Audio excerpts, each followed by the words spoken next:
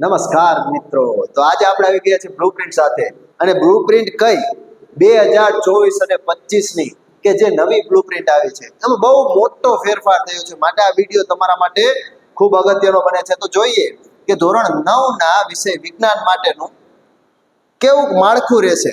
તો પ્રથમ પરીક્ષા આવે છે આપણે મિત્રો. પહેલા તો પ્રથમ પરીક્ષામાં 50 ગુણનું પેપર હોય છે અને એ 50 ગુણના પેપરમાં આપણા વિજ્ઞાન વિષયમાંથી કયા ચેપ્ટરમાંથી કેટલું પૂછાવાનું છે એનું અહીંયા આપણને લિસ્ટ આપેલું છે.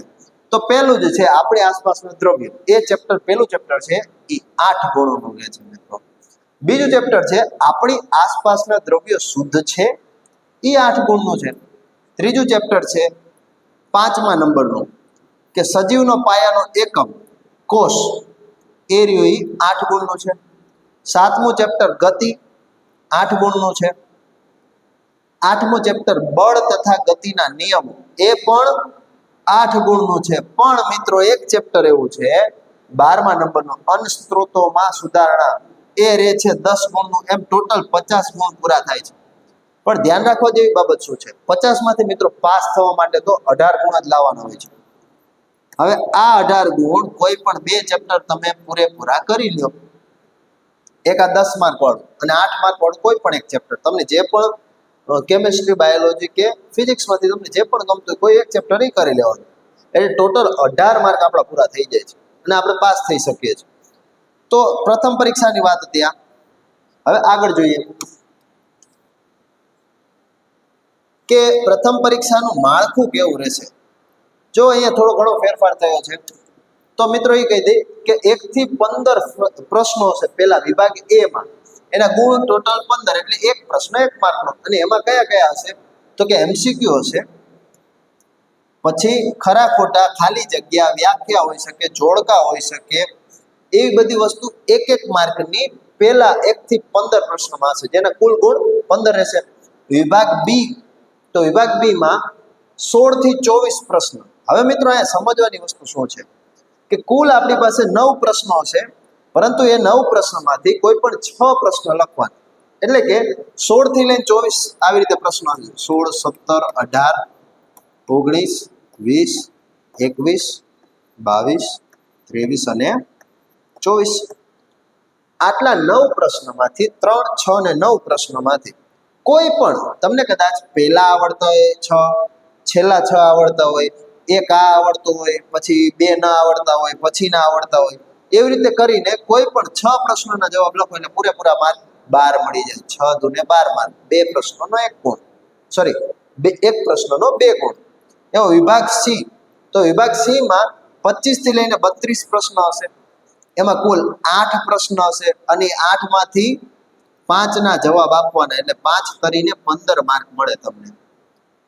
પછી ડી વિભાગ 4 માર્કનો એક પ્રશ્ન હોય, એવા 3 પ્રશ્ન આપ્યા છે, એમાંથી કોઈ પણ 2 ના જવાબ લખશે એટલે 8 માર્ક મળી જશે. એમ કુલ ટોટલ 50 માર્કનું આ પેપર હશે, જેમાંથી આપણે કેટલા લાવવાના છે 18 માર્ક. તો શું થઈ જશું, પાસ થઈ જશું.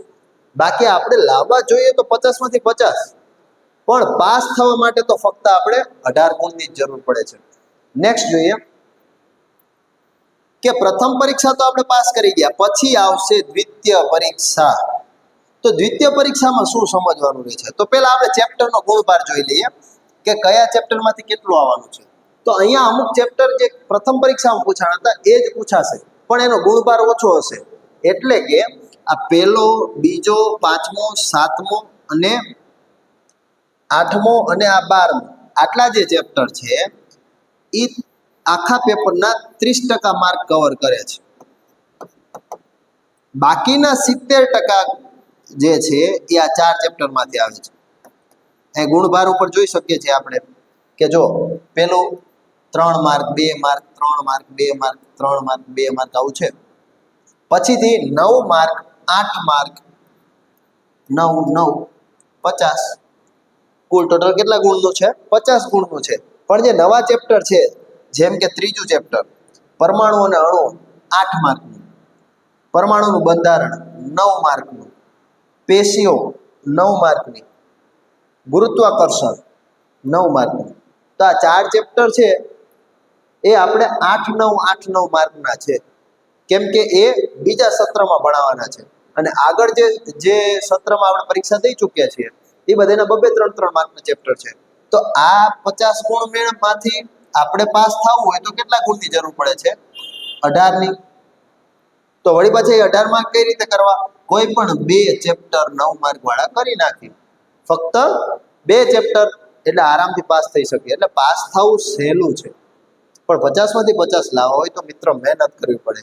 અને જેવી તેવી નહીં, આપણે આવી રીતે દરેક પ્રકરણ વાઇઝ, દરેક ચેપ્ટર વાઇઝ આપણે ગુણ જોવા પડે અને એ પ્રમાણે આપણે મહેનત કરવી પડે.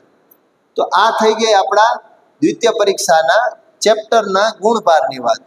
હવે જોઈએ કે દ્વિતીય પરીક્ષાનું માળખું કેવું રહેશે.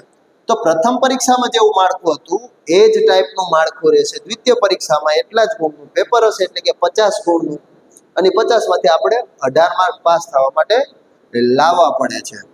પછી જોઈએ વાર્ષિક પરીક્ષા, ત્રીજી પરીક્ષા, ફાઇનલ પરીક્ષા. તો એમાં શું હોય છે? એમાં કેટલા ગુણના ચેપ્ટર, એટલે કે એક ચેપ્ટર કેટલા ગુણના હોય છે?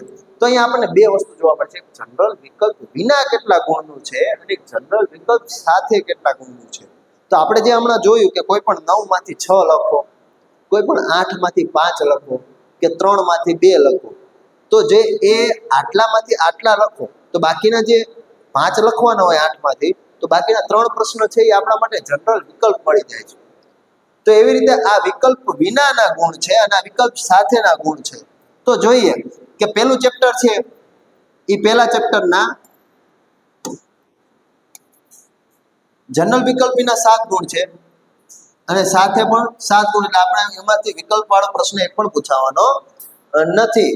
બીજું જોઈએ કે આપણી આસપાસના દ્રવ્યો, એમાં પણ 7 ગુણ છે જનરલ વિકલ્પ વગર, પણ વિકલ્પ સાથે 9 ગુણ, એટલે 2 માર્ક આપણને વિકલ્પ વાળામાં પૂછાશે. વિકલ્પ એટલે MCQ નહીં મિત્રો.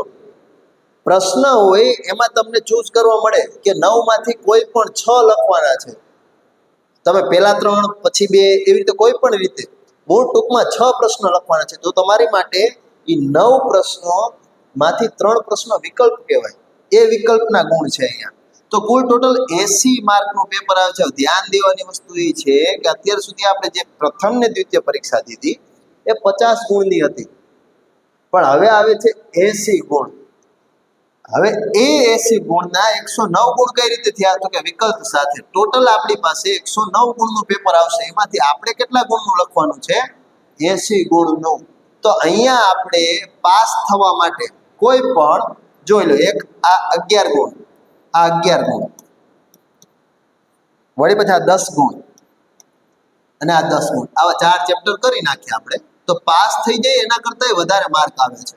એટલે કે 42 માર્ક થઈ જાય છે આપણી પાસે કોઈ પણ 4 ચેપ્ટર કરવાથી. કયા 4? આ મોટા ચેપ્ટર. તો એવી રીતે આપણે મહેનત કરીશું જેથી આપણે ઓછી મહેનતે જાજુ કામ લઈ શકીએ. અને આપણને આવી રીતે બ્લુપ્રિન્ટ ખબર હોય તો કામ થાય. હવે તો નેક્સ્ટ જોઈએ કે માળખું કેવું રહેશે. આ 80 ગુણના પેપરનું માળખું કેવું રહેશે? તો જોઈએ, જો વિભાગે કેટલા ગુણનો છે? 24 ગુણનો રહેશે. એટલે MCQ છે, ખરા ખોટા છે, ખાલી જગ્યા છે, વ્યાખ્યા છે કે જોડકા છે, એ બધા કેટલા ગુણના આવશે? એક ગુણવાળા 24 પ્રશ્નો આવશે. વિભાગ બી 2 ગુણના કેટલા પ્રશ્નો છે? કુલ 13 પ્રશ્નો હશે. એમાંથી 9 લખવાના, કોઈ પણ 9. વિભાગ સી 3 ગુણના 9 પ્રશ્નો હશે. એમાંથી 6 લખવાના, તો 18. આના 9 લખો એટલે 18. એમ વિભાગ ડી 4 ગુણના 8 પ્રશ્નોમાંથી 5 પ્રશ્નો લખવાના, એટલે 5 ચોકું ને 20 માર્ક થાય છે. એમ ટોટલ કરો એટલે 24, 18, 18 ને 20 એટલે 80 ગુણ થાય છે. આમ આપણી પાસે કુલ ટોટલ 109 માર્કનું આવે છે, પણ એમાંથી આપણે કેટલા માર્કનું લખવાનું છે? 80 ગુણનું. બીજા બધા વિકલ્પમાં નીકળી જાય છે. તો આ હતી મિત્રો તમારા ધોરણ 9ની પરીક્ષા માટેની બ્લુપ્રિન્ટ. હવે આ બ્લુપ્રિન્ટ પ્રમાણે જો તમે મહેનત કરશો તો ઓછા મહેનતે વધુ ગુણ લાવી શકશો. તો આવા જ વિડીયોઝ જોવા માટે અમારી સાથે જોડાયેલા રહો. Thank you.